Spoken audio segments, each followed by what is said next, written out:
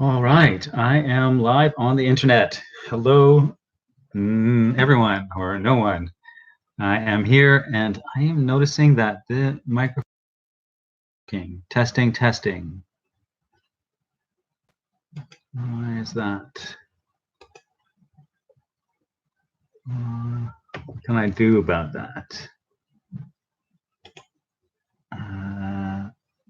Open sound settings.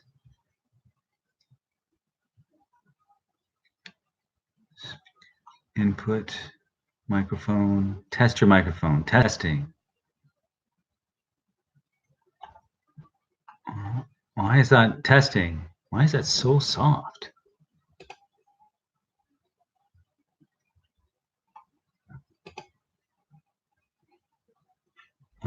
That's not working. If anyone is here, I'm just trying to fix my microphone. I guess you don't know that. Device volume. Microphone away. Test. Testing. I don't know why it's so soft. Maybe I have to plug this in direct. Testing. Testing.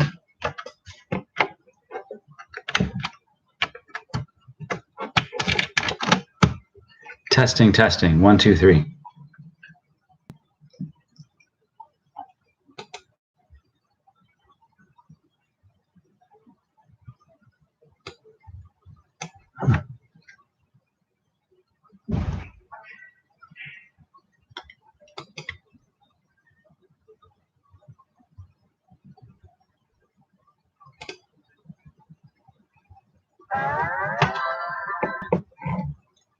Hello.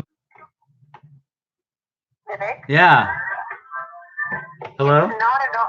You're not soft at all. I can hear you clearly. Oh, really? Okay, good. Yeah, but I don't know where to type. You're not soft at all. I can hear you clearly. Okay, I'm gonna hang up. Or I'll just do this. Hello. Okay, I'm gonna say hello. Do you see it? Do you see me? Are you there? All right. My mother says that she can hear me. Is anyone else here? I wonder if anyone else is here. Okay. I thought the microphone wasn't working, but apparently it's working. So I'm just going to say hi. Hi, everybody. It is VIvek here, and it is 4:02. And this is a live Ask Me Anything, which means you can type messages into the YouTube message box. So there's like on my computer, I see it over here. On the phone, I think you click on the arrow or something down below, and it shows you the there's an option to click on live chat. I should probably put instructions about that on the Facebook group or on the Patreon. Yeah, so I'm just typing in the chat box in case you can see it. All right. So, well, anyways, here we are. I don't know if anybody's there except my mother. Hello, Mom. And here we are. So I'm really happy to be here doing this live. This is about asking anything, which means you can ask me questions about parenting. You can ask me questions about meditation because we do the meditations every week. You can ask me questions about anything that you're really going through, or ask me questions about myself. Did you find Shivani, did you find the chat window? Oh, she's just messaging me on Facebook. I wonder if anyone else is on there at the moment. Anyway, so I wanted to talk a little bit about, just while I'm waiting for anyone to show up, I wanted to talk a little bit about how to kind of create a learning relationship with your kids. One thing that I do is I try and use every opportunity that I can to look at to engage with my daughter in a way that that shows how we're learning about life together. And so whenever we go out of the house, I always think of it as a learning opportunity, a learning adventure. You know, what can we learn today? What can we notice today? What can we explore today? What mistakes can we make and learn from? So I always have this sense. So when, it's like going out the door together, we're out in the world. I mean, I do it at home too, but when you go out, there's all sorts of different stimulus that we're not necessarily used to. And there's always like people doing things, saying things, interacting with other people. And it's always so interesting if we open up our senses and we actually look around, and we engage with our kids in looking around. It can be a wonderful thing. So like what I do is I am always looking for things I can point out. Oh, look at how that person is. Look how those two people are talking to each other. Or wasn't it nice the way that person stopped to help that? Or look how they organize the products on this shelf, and probably designed to like get us to buy certain things. Or look at that advertisement, and what do you think it's trying to tell us? And so we can like ask questions about it. And how do you feel about that? And so we're always looking at different things, people, at the systems. You go into a bank and you look at the way different banks are organized. One bank has recently changed their things. They don't have counters, but they have desks, and you sit at the desk, and it's like you're at a meeting just to deposit your check. And what is the different mindset that they're trying to create, the different experience, and why? And so we'll talk about things like that, and we're just always engaged in that kind of learning together. And I find that very interesting. And so part of it, of course, is me developing that mindset myself, the mindset of always being continuously learning, and noticing things and interested in things. And once I do that, once I get practice doing that, and then I bring my daughter into it, the two of us have spent 20 years doing this together. And so, every time we go out, it's an adventure. And consciously cultivating that kind of mindset and that kind of relationship is really powerful, because then what happens is then the kids who have this experience of experiencing learning through their whole life, and having learning being something that's connecting and something that's joyous, not something that's a drag.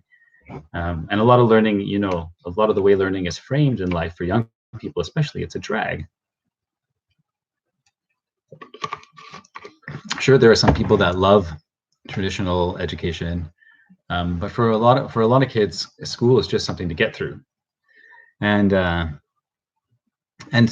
yet we can, whether they're in public school or homeschooled or whatever, the way we relate to them can keep alive their love of learning.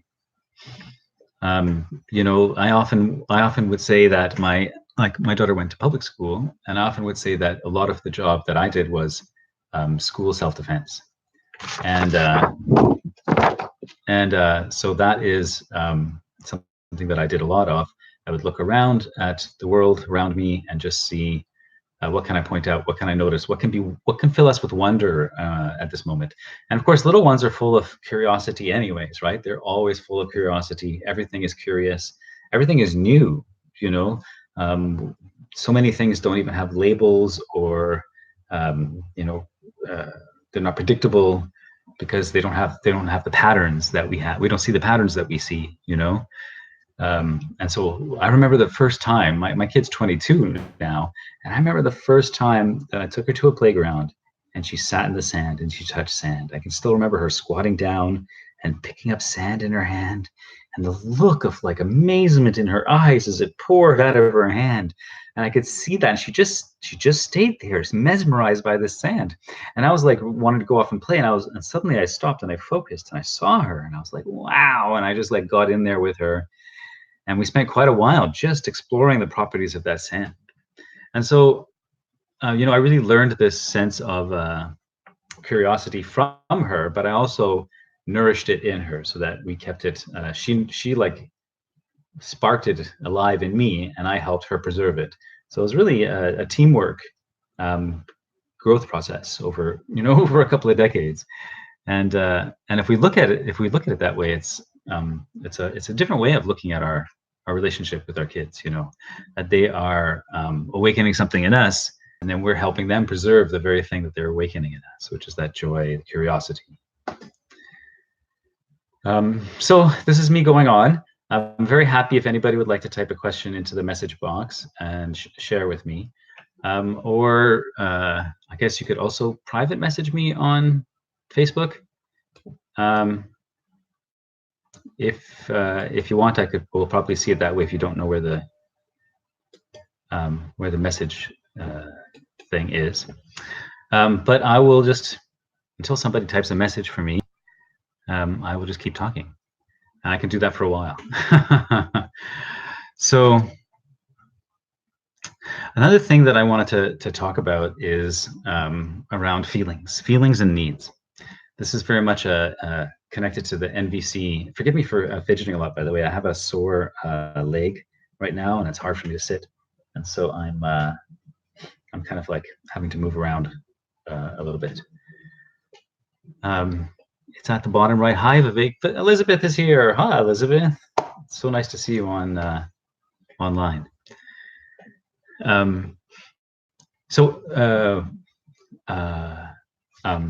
Margie has been talking a lot about NVC lately and doing the course on NVC, which is so wonderful. And one thing I really appreciate about the NVC system is their attention to detail around looking at feelings and needs. And I often will go to their website. I have this printout that I got from their website, which has got feelings and needs. And I'll often study those because I really like having a lot of vocabulary around my feelings and my needs. Okay.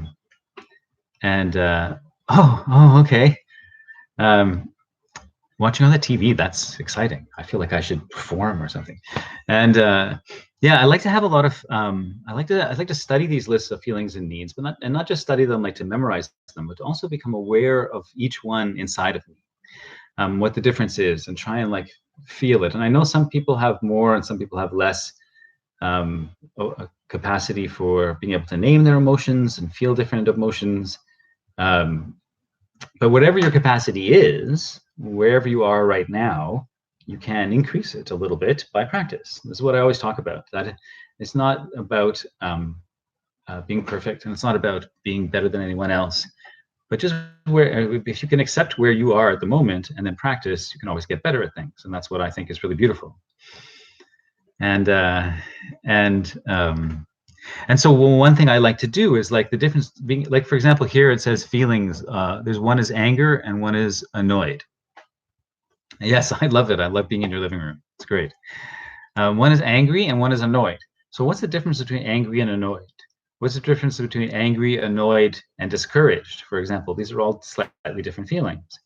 And I want to be able to know, and I want to be able to feel them, and I want to be able to notice them.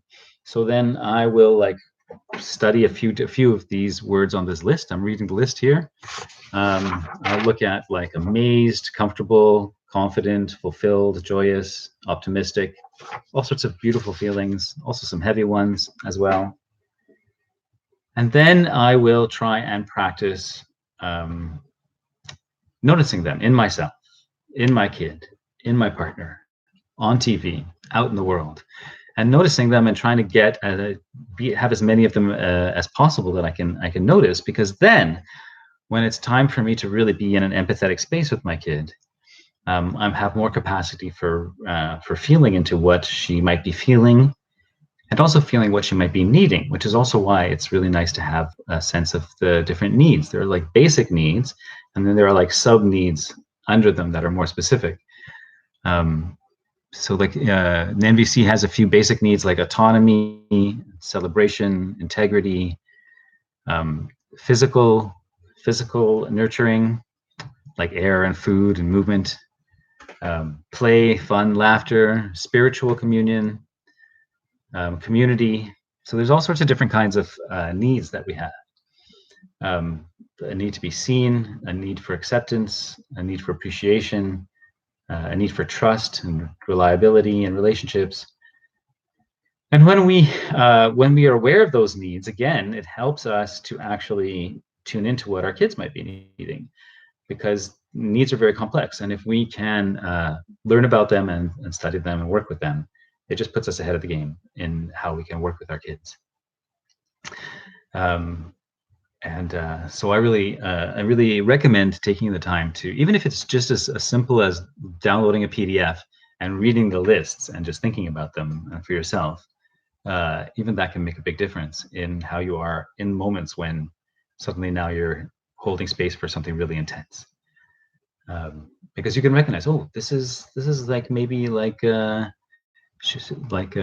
you can know like they're embarrassed or they're frustrated because they're embarrassed or they're embarrassed because they're frustrated.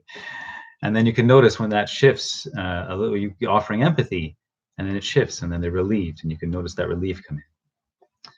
So yeah, studying is a useful thing, and it kind of relates to what I was talking about at first, which was taking a learning mindset in life and in your relationship as well. So this is like one of the kinds of learnings that I like to engage in. So yeah, anybody want to ask a question, or should I talk about something else? It says that there's 3 people watching. I only have Elizabeth and Shivani that have. I wonder if I'm the 3rd. Do I count as the 3rd?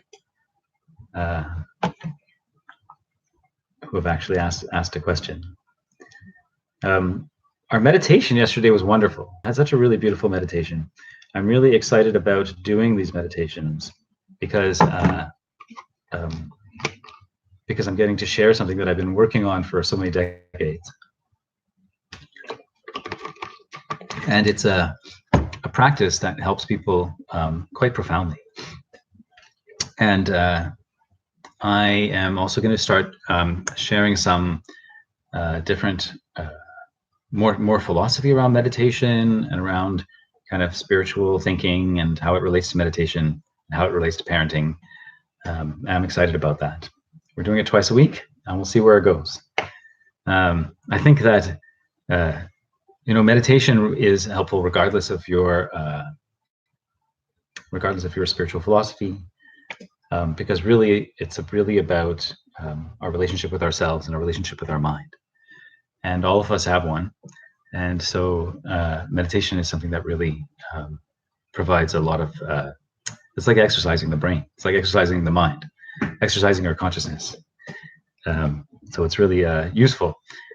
And I'm going to start, there's some kind of like ancient Vedic stories that I want to tell, which I'm excited about. And the next meditation is actually going to be tomorrow at the same time, tomorrow at 4 p.m. So I'm looking forward to that. So hang on one sec. Be right back.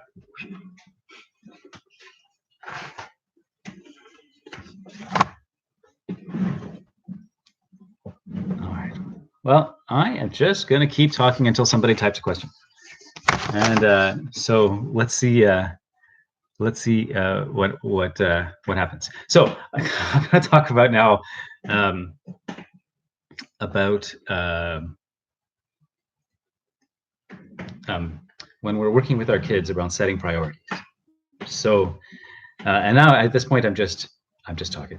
I'm just talking and sharing my ideas and hoping for a question. But I have lots to say. It never seems to run out, so I'm just going to go on.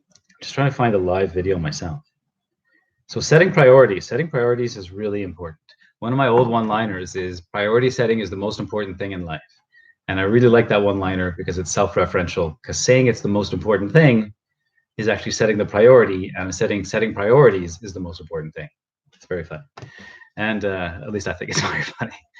And setting powerful parenting priorities, positive, powerful parenting priorities is really important because it's almost like a compass. Priorities are like a compass. And so when we have a decision to make around our parenting, and we have priorities and values and principles that we are following and we believe in, and we are building our lives around and our relationship around, our parenting around, then we have something that can guide us in making the decision. And okay, that sounds great. Hello, Melody. And yes, and guide us. Priorities guide us on making decisions. So like if my priority is nonviolence, if my priority is relationship first, if my priority is teaching deep life skills, using life experience to teach deep life skills rather than behavior management, if I have these priorities, And the moment anything happens in life, I can immediately, and I have choices. Sometimes we don't have a choice because we just react.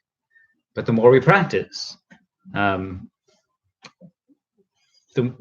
more we practice, the more we're able to focus in and I forgot what I was talking about. Sorry, I read Elizabeth's thing and I forgot. Priorities, right?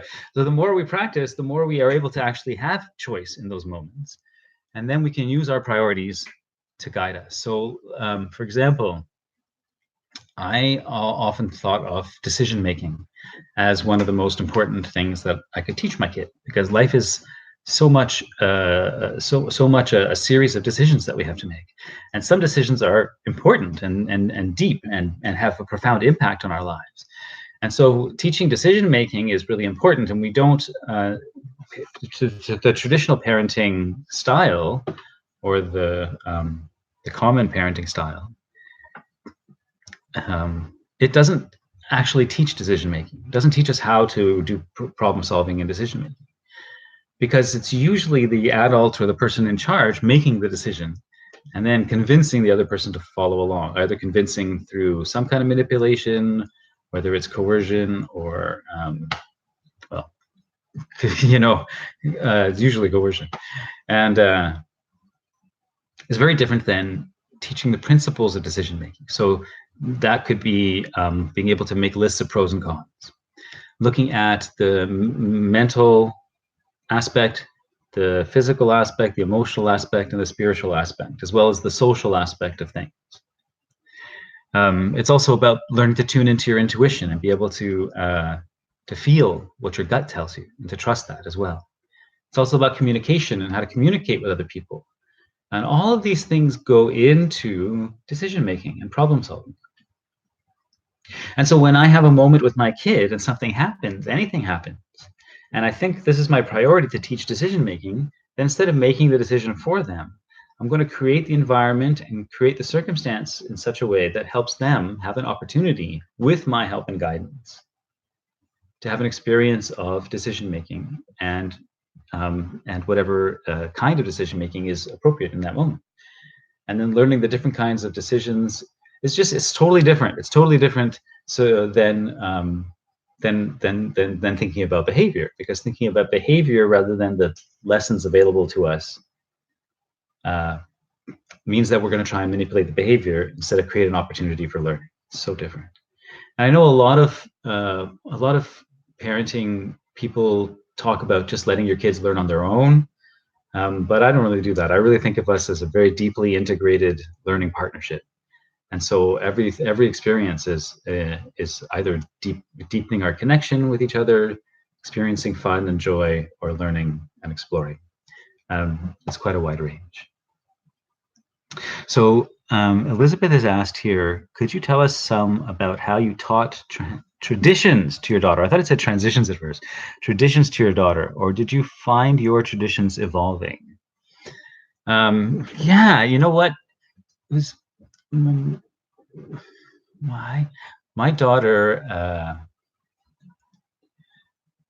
So I think the approach that I took was to be very open about the traditions that I enjoy and I embrace. Meditation, and I have a little altar where I do like some devotional stuff and chanting and whatever other things that I do.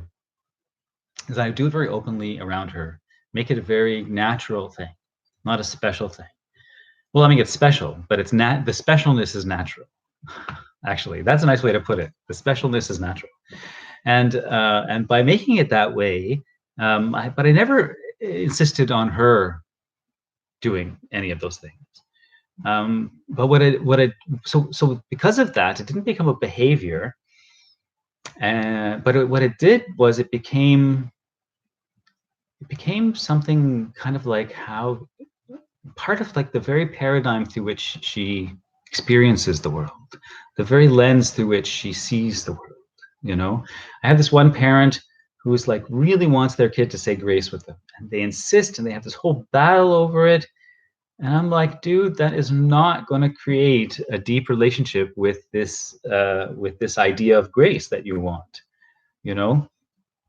And so if you really want to create that, so for me, so what I really did was I wanted to create the spirit behind the traditions, you know, and have done. So like it was just maybe a couple of months ago.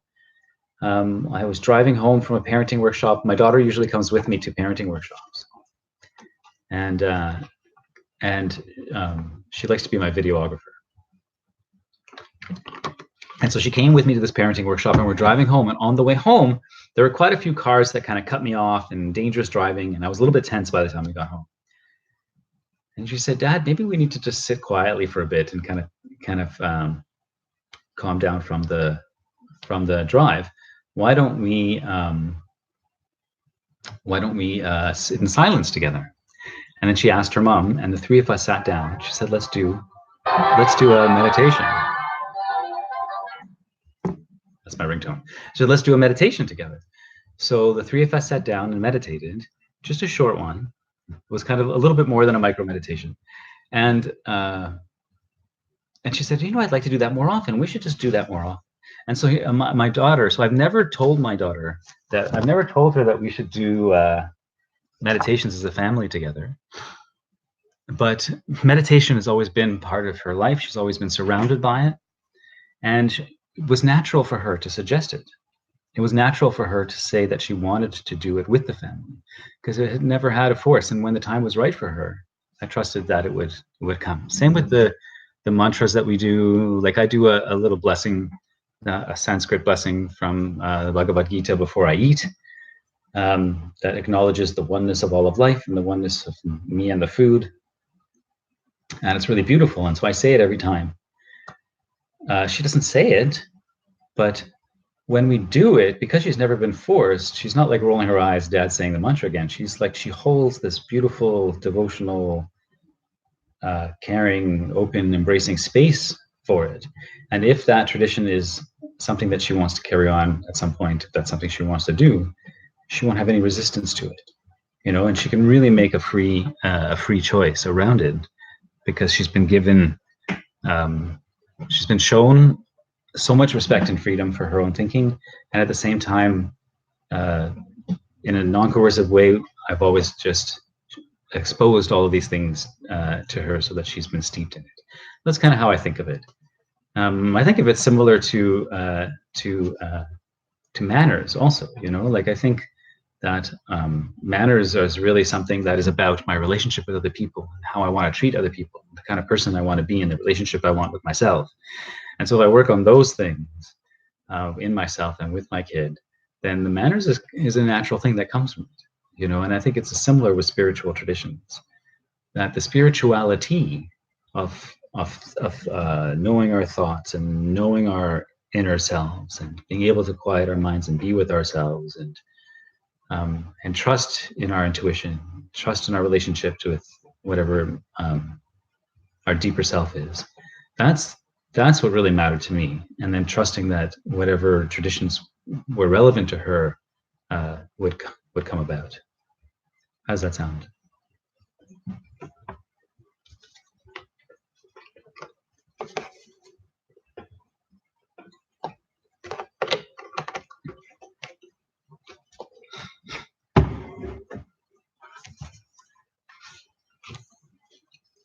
All right. Well, that was a really great question. Thank you.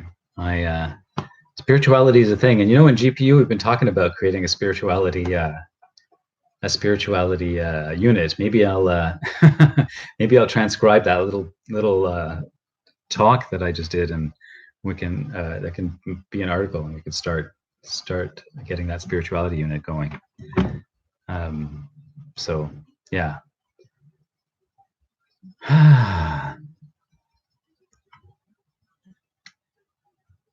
Well, so I will talk about something else then. I'm going to go on talking about something else. One thing that I want, as soon as somebody types, I'll go back to that. But until then, I'll start talking about something else. So I talked about this briefly in the last podcast, and I talked about this a couple of times. But I want to talk about 3x3 relationships that I always refer to with kids. And the 3x3 relationships are model, guide, and a friend. And thanks, Shivani. Shivani says, I love that you make things natural for your kid and not pushing her into your beliefs. Yeah. The only thing I push her into believing is that her father is awesome. Everything else is her choice. The 3x3 relationships, and it's kind of a funny joke, but I don't know if it's funny. It connects to the 3x3 relationships. The 3x3 relationships is a way of focusing and creating and then focusing on priorities. So the first three relationships are the relationship of model, guide, and friend. And you may or may not have heard me talk about that before or write about that before. And these three relationships are the ones I propose as replacing the standard authoritarian relationship or authoritative or authoritarian relationship that is normally there with kids. And it's these three relationships together that create a full picture. So I used to talk only about the friend relationship. And then I realized at some point that the relationship that I have is actually more than what I have with a friend. Because even though I think it ends up overlapping, when I really think about it, it ends up overlapping. But because when I think about my closest friends, and the relationship I have with them is also model, guide, friend. We're each other's friends because we respect each other and we care for each other and we enjoy each other. We don't hold power over each other. But we're also models to each other, and we're also guides to each other. My closest friends, we really are like that. So really, it isn't different. It's just another setting for those relationships. And I find that the model, guide, friend trilogy of relationships really can help us in how we relate to our kids. So in any moment, you can think, am I being a model? Am I being a guide? Am I being a friend? Can I make a decision that's going to enhance one of those three relationships? Because there's so many decisions that we can make that, like if we want our kids to trust us as a guide, there's so many choices we can make that will erode that trust. And there's choices that we can make that can enhance that trust. And when we do erode the trust, if we notice it and if we can be honest with ourselves about it, then we can take steps to reconnect and heal it. And it's always possible because kids want that, If they see us really making an effort to reconnect once something happens that disconnects us, they want it. It takes some time, of course, because the healing has to happen, but they want it. Now, inside of the model, guide, and friend relationship is each one has three other relationships, and that is relationship with self, relationship with parent, and relationship with environment. Relationship with self are things like self-esteem, self-knowledge, self-image, self-love. It's about having a relationship with your own emotional nature, being able to experience your emotions and not repress them, but at the same time not be consumed by them so they control you. Like a lot of people think having control over your emotions means you control what emotions you feel or you don't feel. But I find emotional control is more about allowing myself the vulnerability to really feel my emotions deeply. I'm a very emotional person, and I allow it out. And I actually have learned over the years that emotional vulnerability is strength. But I didn't know that when I was growing up because emotional vulnerability wasn't safe for me most of the time when I was a kid. So relationship with self is making it safe for kids to have their own emotional vulnerability and letting them know that that's safe and that's strong. Relationship with self is also about resilience and helping kids develop resilience in the face of difficulty, which different from the traditional parenting paradigm, which says that in order to make kids feel resilient, get kids resilient in the face of difficulty, you have to punish them and make life hard for them, so they have to scratch and crawl their way out. That's not what real resilience is. when we can be with our kids through their difficulties and help them to see that they're overcomable and help them to see how to approach them, which is the decision-making, problem-solving stuff we talked about, they learn so much more about their own inner resilience than if we just throw them to the wolves and hope for the best.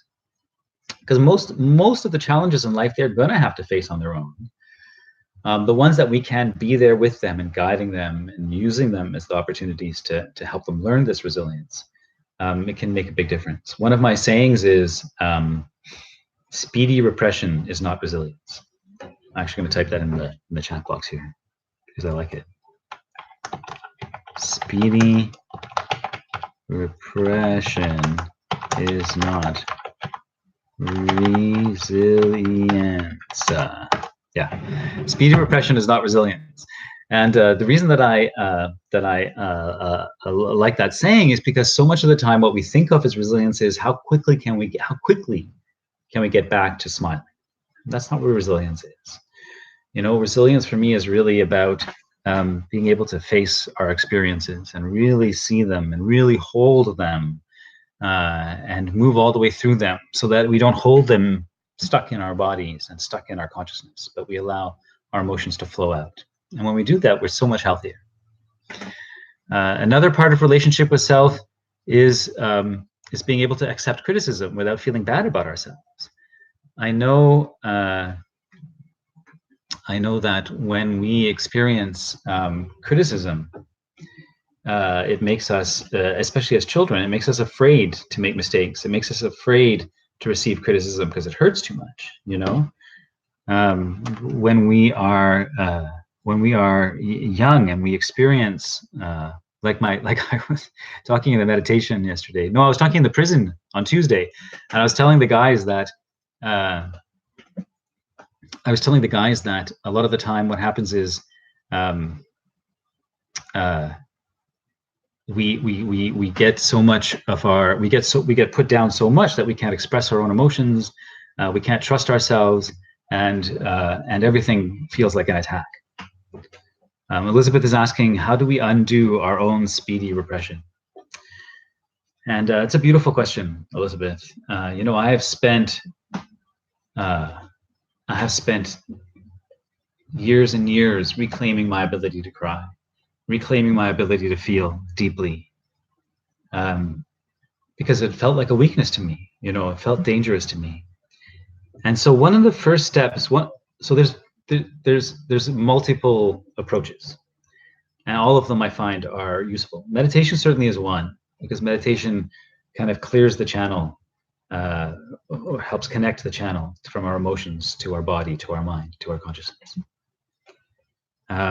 Another one is definitely things like therapy, which help you have a safe space to express emotions. For me, a lot of it has been about like my inner child work, talking to little Vivek, letting him know he's safe to express himself, and really allowing myself to create this sense of safety. You know, like, you're safe now. You can express these things now. You can share these things now, and you're not going to be punished for it. And I'm here for you. I'm here to keep you safe. And that's the part of relationship with self that is connected to us, right? That's why there's three relationships. Inside the three relationships, there's three relationships: relationship with self, relationship with environment, and relationship with parent. The relationship that we have with ourselves is part of how we model to our kids. It's part of the model.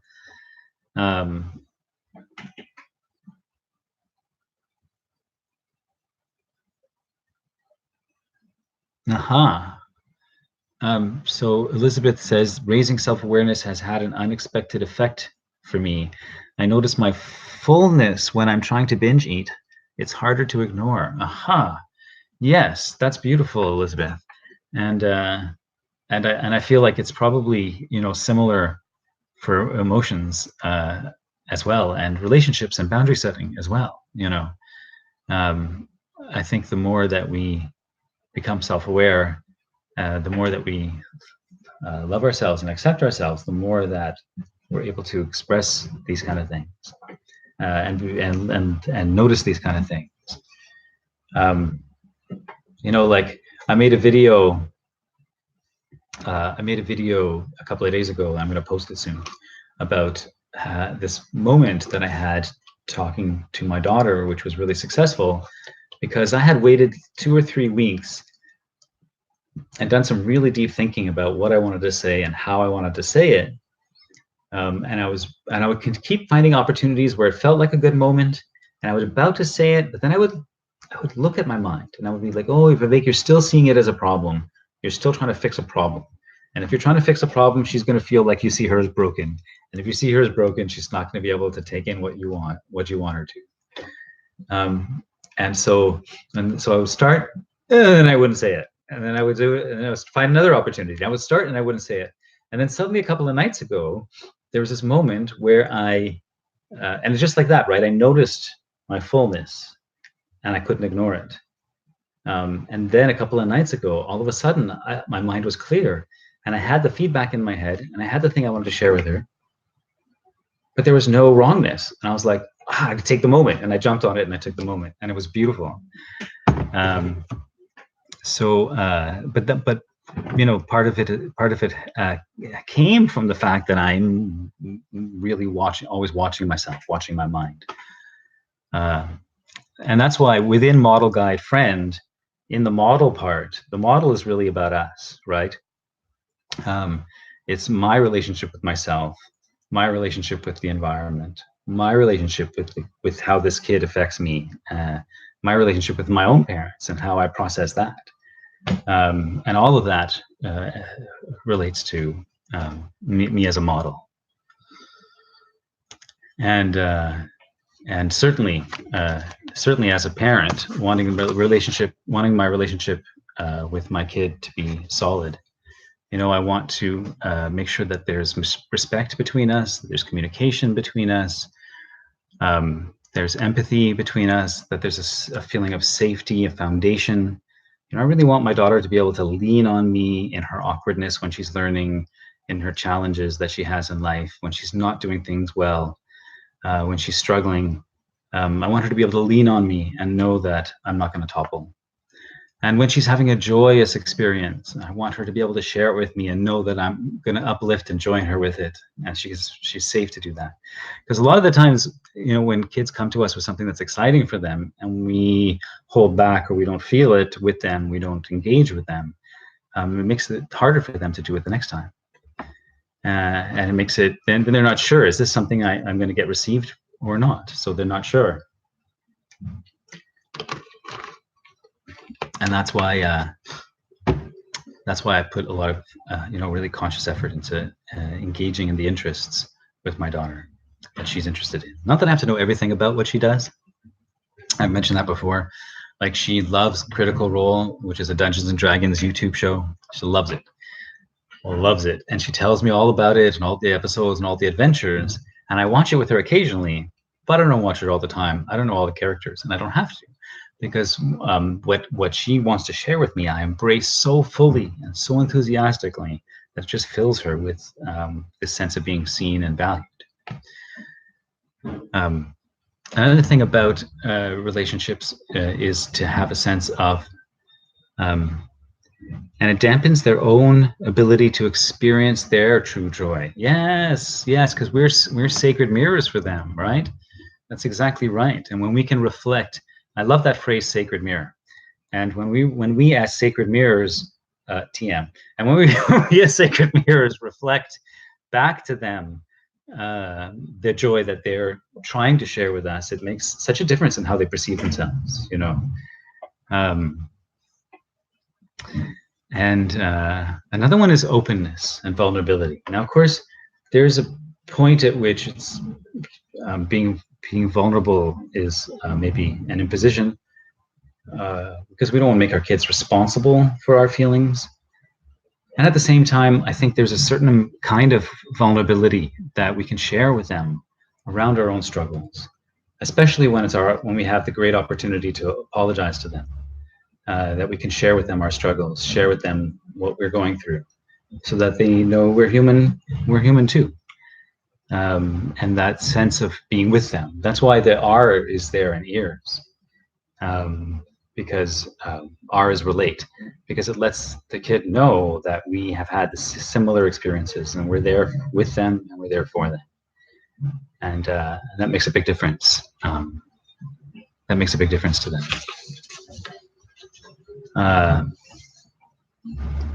Yeah. So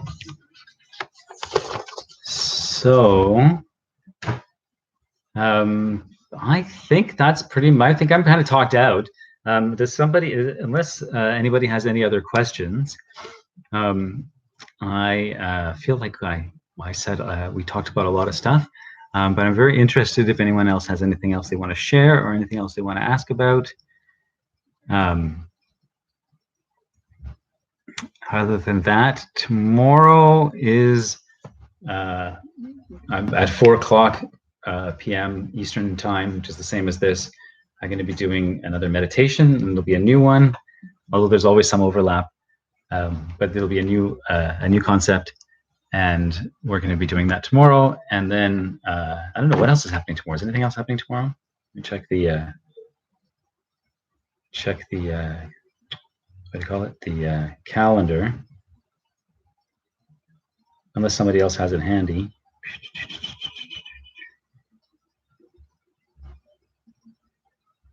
Hello.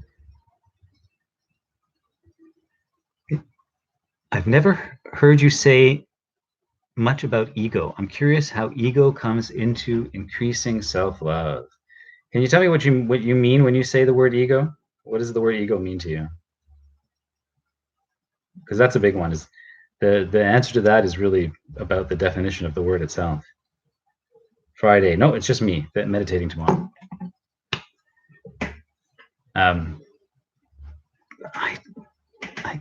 It's true that oh, my leg is hurting. Oh, wait, I gotta stand up for a sec. Oh, excuse me. Sorry.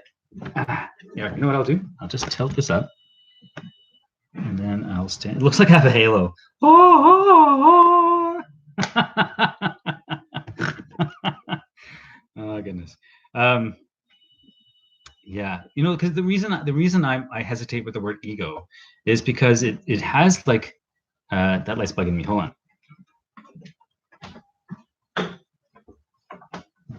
Yeah, you can still see me. Yes, I probably need to think about my ego definition. Yes, please, because that's the thing, right? Like that, the word ego has this.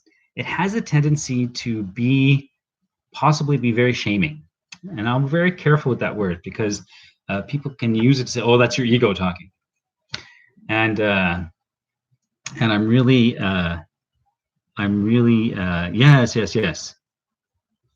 yes. That makes sense to me. So she's saying maybe it's I left a little halo. Maybe it's like about shame for loving ourselves, you know.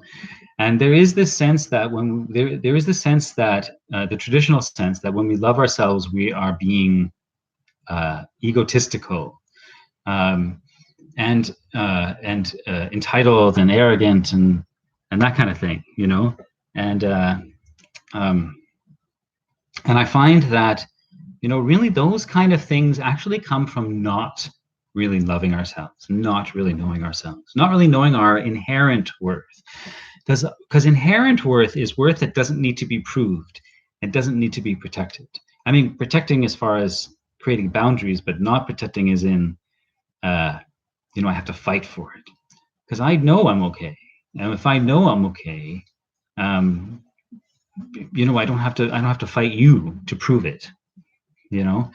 And that's where arrogance comes in. That's where this idea that oh, if you love yourself, you know, you're that's why they always say we have to be hard on kids, you know. And that message is so damaging because I look at my kid, for example, and my kid has been taught to love herself from the beginning. Yes, she's had lots of difficulties and trauma throughout her life. She's gone through so much, that kid. But the primary adults in her life, you know, my wife and I, our main consistent message is no matter what you do, no matter what happens, you are embraced and you are honored, and you are accepted, and you are loved, and never criticized, never put down, and you are inherently worthy for who you are, intrinsically. Maybe that's a good word. Intrinsically worthy for who you are. And so, you know, my grandfather, my mother's father, one of his famous sayings was, self praise is no recommendation. So anytime anybody would say anything good about themselves, he would say self praise is no recommendation. I don't know how many times I heard that growing up. I'm glad I didn't actually know what the hell it meant when I was a kid, because it would have been very demoralizing to hear it. He would say it and I would laugh. And I knew he was complaining about something, but I didn't really understand what. But eventually I figured it out. And I think, you know, like, I don't want to be waiting for someone else to approve of me before I feel okay. That's really what I think. Now, when I think of ego, I think that the shame is the ego. If I'm going to think of anything as ego, it's going to be the shame. If I'm going to think of anything as ego, it's going to be the self-judgment, the self-hatred. You know, that's what if I'm going to think of something as ego, that's what I'm going to think of as ego. But certainly the traditional idea of being egotistical is not something that I resonate with. And when I see somebody who is like that, I see pain under it. You know, that's what I see. It doesn't mean that I don't, that seeing that pain and having compassion means I don't set boundaries if I need to. But it certainly helps me when I'm interacting with other people. I mean, like, you know, Shivani and I are in the prison all the time, and in order to help them see past their own shame, we have to see past those surface layers, right, to the light that's underneath it. And yeah. So if I'm dealing with my ego, I'm dealing with the part of me that doesn't think I'm great, not the part of me that does. And still, even when I notice those things, even when I notice my shame, I don't want to hate my shame. You know, my shame and my fear were implanted into a very innocent mind before I had consent, before I could give my consent to it. You know, implanted into a very vulnerable, very open mind. And whatever strategies I use to protect myself and survive growing up, I accept that. I don't want to criticize myself for it. So even my own shame, I want to give myself love for it, you know? But I also want to let it go. I want to try and move beyond it. So that's why I allow myself to feel my feelings. It's why I constantly practice my self-compassion and noticing what I do well, noticing the moments where I'm in alignment with my values, when I take a risk, and then compassion for myself for the times that I don't. Yeah. And then, you know, when I start thinking that way and acting that way, the question of ego kind of goes away in a way, right? It doesn't become like this thing that I have to worry about, because I'm in the practice. I'm in the daily practice. I'm practicing for myself. I'm practicing for my kid. I'm practicing for the world in a way, you know, every thought and every word. And that's why we meditate twice a week. That's why we're dedicating ourselves so much to this work that we do. And we're doing it together. And I think that that's a beautiful thing. Yeah. So I'm turning the light back on. One second.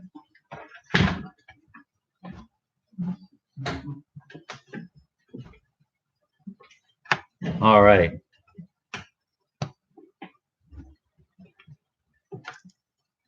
Yes. Yes. Yes. Yes. Elizabeth says, it makes me wonder if Brene Brown talks about ego and shame came from a loving reaction. Yeah. Yeah. And I think it makes me think about the prison again, too. You know, like I was just speaking in there on Tuesday, and I think one of the things that I talked about that really, really affected the guys was on the importance of practice and practicing having a different reaction than the normal complaining, shaming, blaming, ones that we usually have, you know, having a different reaction where we're holding space for ourselves and holding space for other people and really believing in the power of our visions and our dreams, that we can make a difference in our lives. Because those guys get the message told over and over again that they can't make any difference in their lives, you know, and we're trying to do something different, you know, we're trying to do it different in there, and we're trying to do it different with our families. Let our kids grow up thinking that they have potential, you know, and that they can chase their dreams and live lives of integrity and fulfillment. Yeah, that's priorities, right? I started talking about priorities at the beginning. All right, my friends. Well, we've spent about an hour together. I really appreciate the dialogue, and I had a really great time. I hope everyone else did too.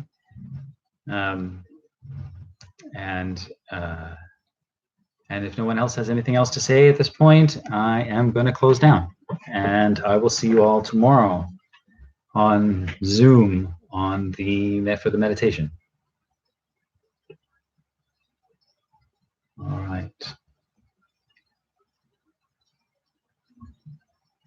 All right. Love you all.